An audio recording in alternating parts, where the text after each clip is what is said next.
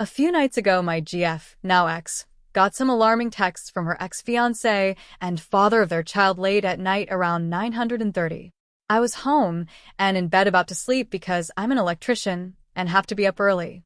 She called me and we talked about the texts he sent for close to an hour.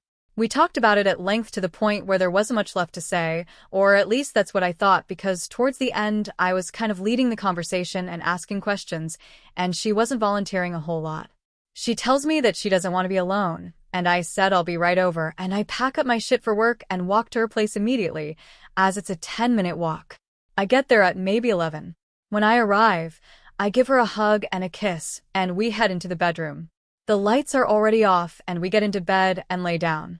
I lay beside her and rub her arm and hold her for maybe 30 to 45 minutes, and I eventually fall asleep.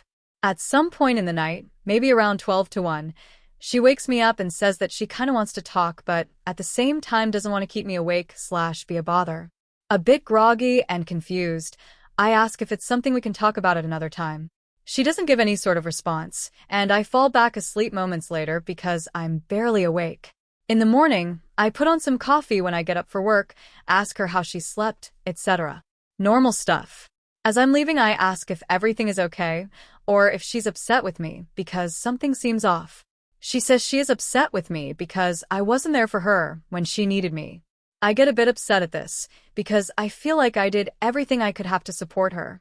I reiterate that we talked for an hour late last night about it, and I came over as soon as you said you needed me. On top of that, I stayed up for close to an hour when I got there, and explained that you didn't say anything the whole time, and I had no idea there was something else to be said.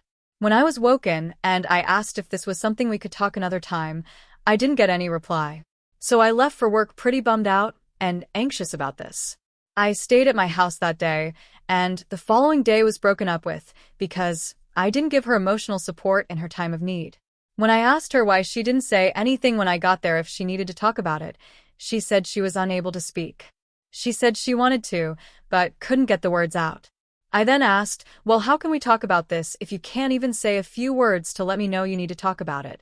She said that she needed me to essentially draw it out of her, ask questions, etc.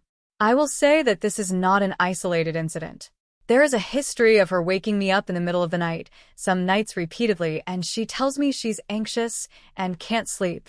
In the past, I have gotten up and tried to talk with her and hug her, but when I ask what she needs, she says she doesn't know or is completely silent. There is only so much I can do when my partner isn't communicating. At one point in the past, I explained that it's very hard for me to be woken up at night when I have work the following day, and that it really takes its toll on me when I don't get my sleep. I also explained that I don't know how to help her in these situations because she goes silent. She has admitted she herself doesn't know what she needs, and that it changes each time. So now we are finished. Because according to her, she needs someone who can be there for her and know exactly what to do always.